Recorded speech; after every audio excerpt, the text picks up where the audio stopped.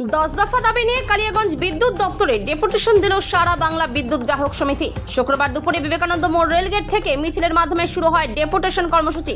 সারা বাংলা বিদ্যুৎ গ্রাহক সমিতির অরুণ সেন, সনাতন দত্ত, গোপাল দেবনাথ, নজরুল ইসলাম, ধুলেশ সরকারের নেতৃত্বে মেন রোড দিয়ে সুকান্ত মোড়, কালীবাড়ি হয়ে এই মিছিল রশিদপুরে বিদ্যুৎ অফিসে পৌঁছে সমাপ্ত হয়। ডেপুটেশন ঘিরে অশান্তি মোকাবিলায় বিদ্যুৎ দপ্তরে পুলিশ মোতায়েন ছিল। দাবি দেওয়ার সামনে রেখে বিদ্যুৎ অফিসের গেটে প্রতীকী বিক্ষোভ অবস্থানে সামিল হয় বিদ্যুৎ গ্রাহক সমিতি। এই বিক্ষোভ অবস্থানের মাঝেই সারা বাংলা বিদ্যুৎ গ্রাহক সমিতির এক প্রতিনিধি দল সাক্ষাৎ করে কালিয়াগঞ্জ বিদ্যুৎ দপ্তরের স্টেশন ম্যানেজার রূপক দাসের সঙ্গে।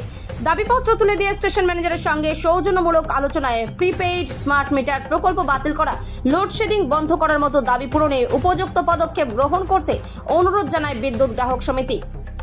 কালিয়াগঞ্জ থেকে অনুপ জয়সওয়ালের রিপোর্ট, বিগ নিউজ বাংলা। আপনার নাম ও পরিচয়টা দিতেন। আমার নাম হচ্ছে অরুণ সেন। আমি বিদ্যুৎ গ্রাহক সমিতির রাজ্য কমিটির সদস্য। কোথায় এবং কি কারণে ডেপুটেশন দিতে এসেছেন আপনারা? আমরা জানতে পেরেছি এবং সরাসরি জানা নয়, এখন আলোচনার বিষয়ই নেই। এটা কার্যকরী করার জন্য যে স্মার্ট মিটার, যেটা কার্যকরী করার জন্য সরকার অনেকগুলো পদক্ষেপ নিয়েছে। আমাদের দীর্ঘদিনের আন্দোলনের চাপে এটা এখনো বিভিন্ন জায়গায় চালু করেছে, কোনো জায়গায় চালু করতে পারেনি। এই অঞ্চলে যারা বিদ্যুৎ গ্রাহকরা আছেন তাদের পক্ষ থেকে তারা এই স্মার্ট নিতে চান না। তারা এই বিরুদ্ধে লিখিতভাবে এখানে স্টেশন মানুষটাকে জানাচ্ছেন যে আমরা স্মার্ট বিদ্যুতের বিরুদ্ধে, আমরা নিতে চাই না। তার লিখিতভাবে আপনাদের কাছে জমা দিয়ে গেলাম, যেন আমাদের বাড়িতে স্মার্ট মিটার লাগানো না হয়। এই দাবি। চালু হলে কি সমস্যা হতে পারে সাধারণ গ্রাহকদের?